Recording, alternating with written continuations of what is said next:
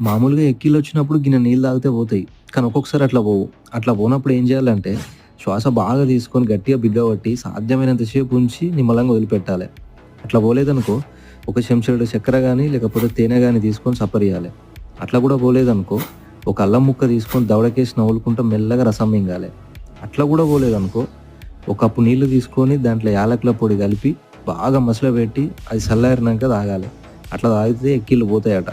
అట్లా కూడా పోలేదనుకో, చక్కగా దవాఖానాకు పోరి.